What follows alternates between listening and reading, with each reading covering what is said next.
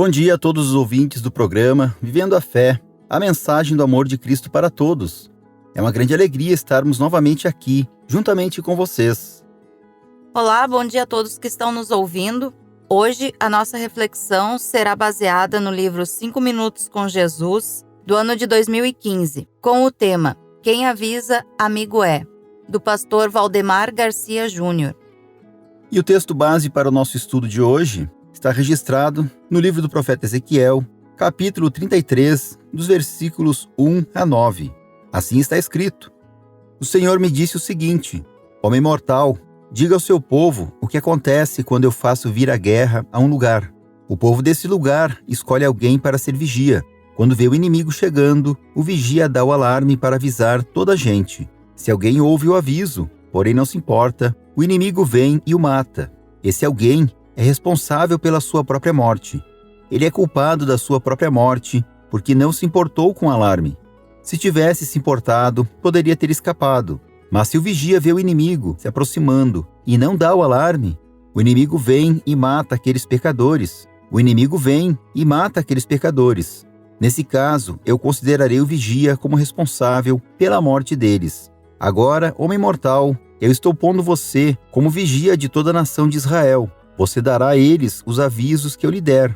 Se eu disser que um homem mau vai morrer, mas você não o avisar para que mude o seu modo de agir e assim salve a sua vida, aí ele morrerá, sendo ainda pecador. Nesse caso, eu considerarei você como responsável pela morte dele. Porém, se você avisar o homem mau e ele não parar de pecar, ele morrerá como pecador, mas você viverá. Até aqui a leitura. Ter um amigo de verdade é cada vez mais raro. São poucas as pessoas que se mostram amigas em todas as horas. E não é fácil ser amigo. O verdadeiro amigo não é aquele que bate nas costas e só elogia, que está perto só nos momentos de alegria. O verdadeiro amigo nos ajuda dizendo o que precisamos ouvir, e não só aquilo que gostamos de ouvir. O texto bíblico de Ezequiel, capítulo 33, versículo 7, nos chama a termos uma responsabilidade para com o nosso próximo. Porém, se você avisar o homem mau e ele não parar de pecar, ele morrerá como pecador, mas você viverá. Deus nos ensina a cuidar do nosso amigo, a nos importar com o nosso próximo e a ajudá-lo. Vivemos dias de muito egoísmo e corre-corre, e isso afasta as pessoas. Chamar a atenção de alguém não é tarefa fácil, mas isso pode ser um marco na vida da pessoa. Certa vez, um homem que frequentava a igreja com regularidade começou a se afastar cada vez mais dos valores cristãos.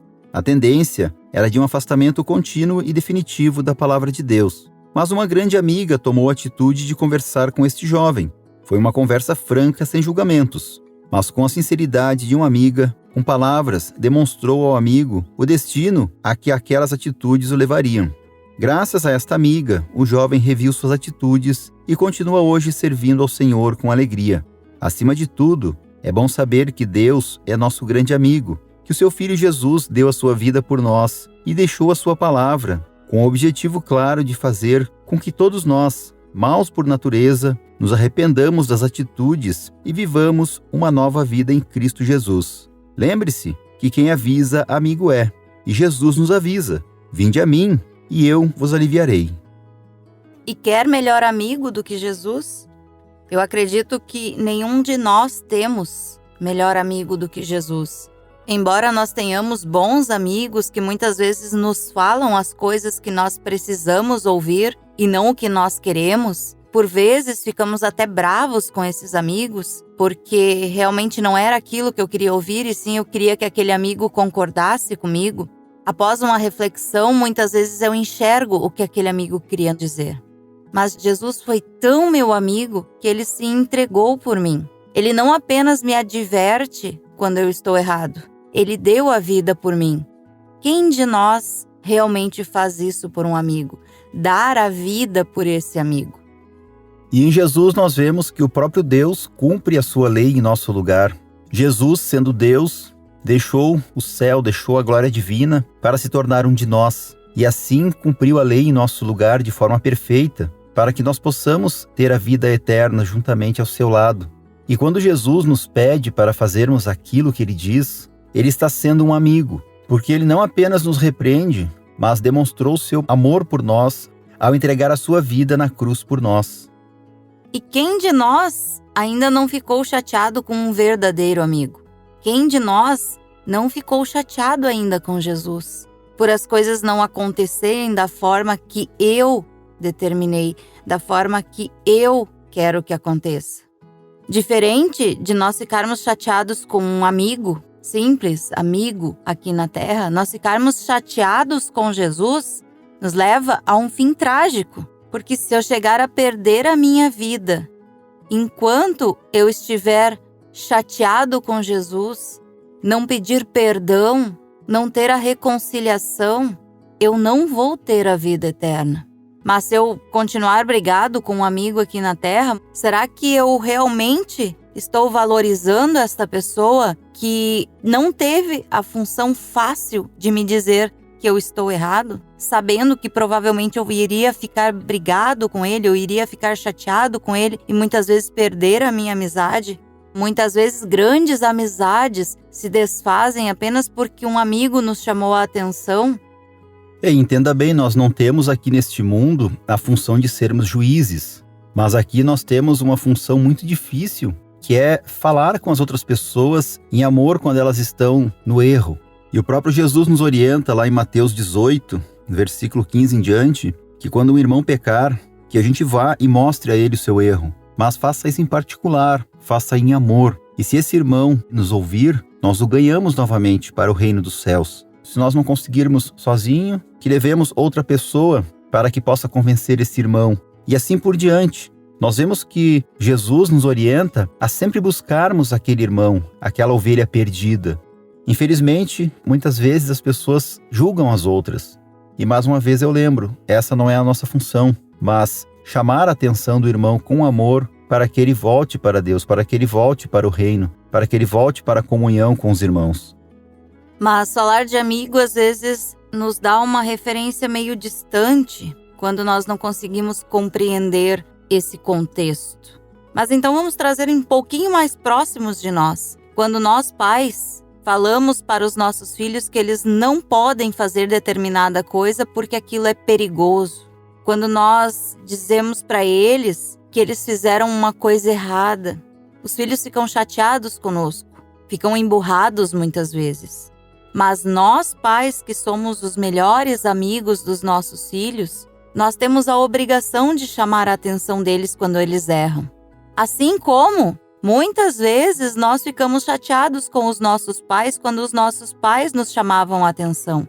Para quem tem idade, assim como eu, que tenho as minhas filhas grandes já, mas que tem o privilégio de ter os pais vivos, muitas vezes os pais nos chamam a atenção. E nós ficamos bravos porque nós já temos a nossa família, porque nós já temos a nossa vida, porque nós já chegamos até aqui sozinhos. Mas não, nós não chegamos aqui sozinhos. Nós chegamos aqui com a ajuda dos nossos pais. Nós chegamos aqui com a ajuda do nosso parceiro, da nossa parceira, da nossa família, dos nossos amigos e principalmente, nós chegamos aqui com o nosso melhor amigo, Jesus Cristo. E dizer sempre aquilo que a outra pessoa quer ouvir, isso não é ser amigo.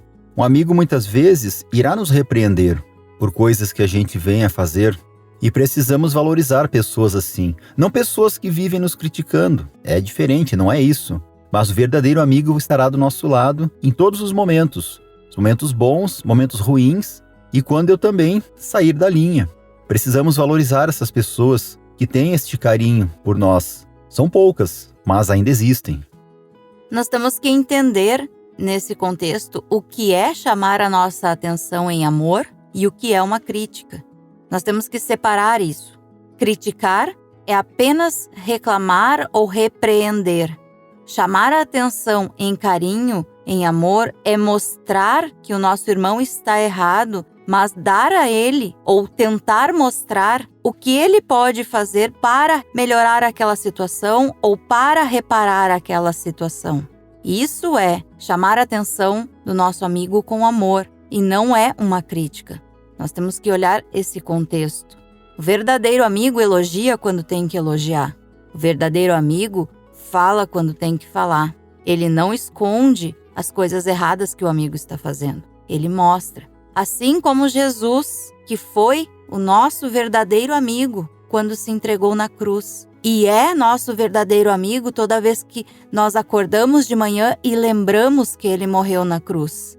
Mas ele também nos mostra nossos erros, mostra os nossos pecados e nós temos que pedir perdão para continuar tendo Jesus como nosso melhor amigo. E assim também nós, aqui na terra, com os nossos irmãos, com os nossos amigos, temos que olhar para dentro de nós e ver onde nós erramos e, se for o caso, pedir perdão para o nosso irmão.